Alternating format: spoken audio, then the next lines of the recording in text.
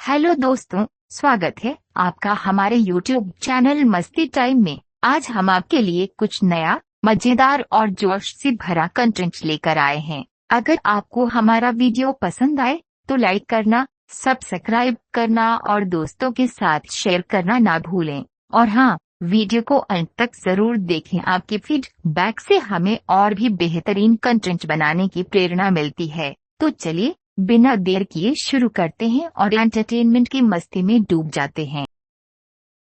वर्षा की एकांत रात में पहाड़ों के बीच छिपी हुई एक छोटी सी कुटिया थी। ये कुटिया झील के किनारे स्थित थी और वहां तक पहुंचने का रास्ता घने जंगलों से होकर गुजरता था। चारों ओर पेड़ों के झुरमुट, पहाड़ों का स्थिरता भरा साम्राज्य और हवा में घुली ठंडक उस जगह को एक अलग ही सजीवता दे रहे थे। इस कुटिया में रहने वाली एकमात्र व्यक्ति आर्या नाम की एक लेखिका थी, जो अपनी खुद की तलाश में यहाँ आई थी। आर्या का ये जीवन साधारण था। वह अक्सर यहाँ आकर खुद से जुड़ने की कोशिश करती। झील की ओर देखते हुए वह अपने विचारों में खो जाती। शाम के समय उसने चाय का कप उठाया, शॉल अपने कंधों पर डाली और झील के उस शांत पानी की ओर देखती रही। आज मौसम में एक हल्की सी ठंडक और भारीपन था, जैसे कि प्रकृति उसे एक नई कहानी सुनाने के लिए बुला रही हो। आकाश में काले बादल छाने लगे थे और हवा में हल्की सी गंध थी, जो ये संकेत दे रही थी कि बारिश कभी भी शुरू हो सकती है। कुछ समय बाद बूंदें बरसने लगीं। बारिश की हल्की आवाज ने उसके विचारों को एक नई दिशा दी। उसे लगा जैसे प्रकृति उससे कुछ कह रही हो, उसके भीतर किसी अनकहे संवाद को चला रही हो। वह अपनी कुर्सी पर आराम से बैठी रही, हर बूंद की आवाज को महसूस करती। उसकी आत्मा उस शांत संगीत में खोती जा रही थी। लेकिन तभी उसे एक हल्की सी हलचल महसूस हुई। उसने अपनी आंखें खोली और देखा कि एक अनजान युवक उसकी कुटिया के दरवाजे पर खड़ा था। वह युवक भीग चुका था, परंतु उसकी आंखों में एक गहरी ठहराव और मुस्कान थी। मुझे माफ कीजिए, उसने धीमी और आर्द्र आवाज में कहा। मैं यहाँ रास्ता भटक गया हूँ। क्या मैं कुछ समय यहाँ रुक सकता हूँ? आर्या ने उसकी आंखों में देखा, जहां उसे खुद की ही झलक महसूस हुई। उसने बिना किसी सवाल के उसे अंदर आने का इशारा किया और फिर से बरामदे में बैठ गई। युवक भी हल्के से कदमों से भीतर आया और पास की कुर्सी पर बैठ गया। आर्या ने उसके लिए चाय बनाई और चुपचाप उसके हाथ में कप दे दिया। दोनों के बीच एक अनकहा सा संवाद चल रहा था, जैसे दोनों की आत्माएं एक दूसरे को समझ रही हों। कुछ देर बाद युवक ने बातचीत शुरू की। उसने बताया कि उसका नाम मारो था और वह एक चित्रकार था। वह किसी विषय की तलाश में यहाँ आया था और जंगल में घूमते घूमते इस कुटिया तक पहुँच गया। उसकी बातें सुनते हुए आर्या को महसूस हुआ कि उनके बीच एक अनदेखा सा संबंध था, एक ऐसा संबंध जो केवल मौन में ही समझा जा सकता था। तुम्हारे लिए प्रकृति का क्या अर्थ है? आर्या ने पहली बार उससे सवाल किया। उसकी आवाज में उत्सुकता थी और उसकी आंखों में एक चमक थी। आरव ने उसकी ओर देखते हुए कहा, प्रकृति मेरे लिए एक गहराई है, जहां हर पेड़, हर बूंद और हर आवाज मेरे भीतर कुछ नया जोड़ती है। एक चित्रकार के रूप में मैं रंगों के जरिए उसके हर रूप को पकड़ने की कोशिश करता हूँ, लेकिन कभी कभी मुझे लगता है कि मैं प्रकृति को पूरी तरह समझ ही नहीं पाता। वो मेरे लिए रहस्य है, सुकून है और कभी कभी मेरी खुद की परछाई भी।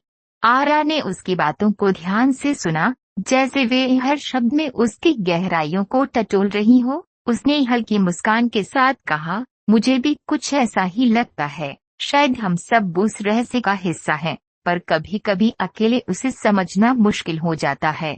उनकी आंखें मिली और कुछ पल के लिए उस सन्नाटे में जैसे दोनों की आत्माएं संवाद कर रही थीं। आर्या ने पहली बार किसी के साथ अपनी संवेदनशीलता और विचारों को इस तरह साझा किया था। उसकी आत्मा में एक अनजानी खुशी थी, जैसे वे किसी बहुत पुराने दोस्त से मिल रही हो।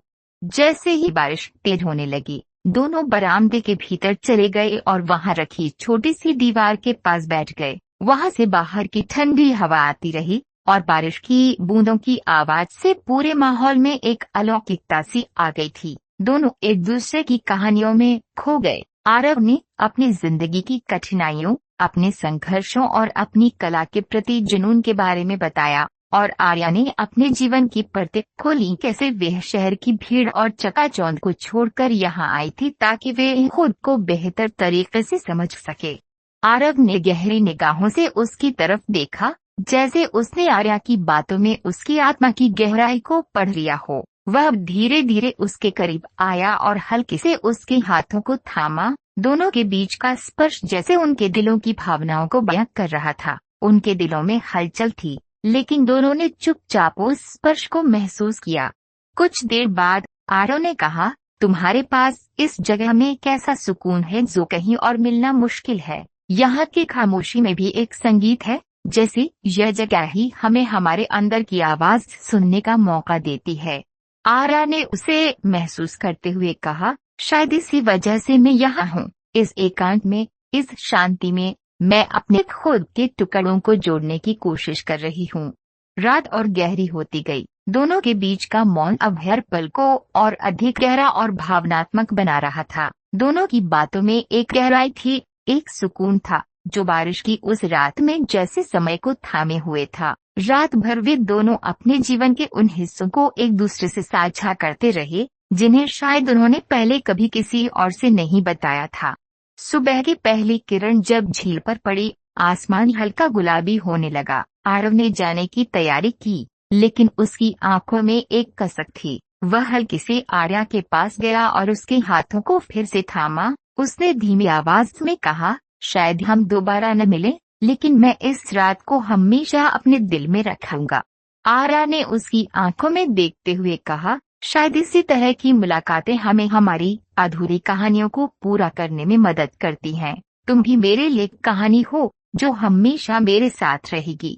आरव मुस्कुराया और धीरे धीरे चला गया। आर्या वहां खड़ी उसे जाते हुए देखती रही। उसकी आंखों में एक चमक थी और उसके चेहरे पर एक संतुष्ट मुस्कान। उसने महसूस किया है कि उसकी आत्मा अब पहले से कहीं अधिक शांत थी। वह कुटिया की ओर लौटी और उसने खुद से वादा किया कि इस रात को वह कभी नहीं भूलेगी।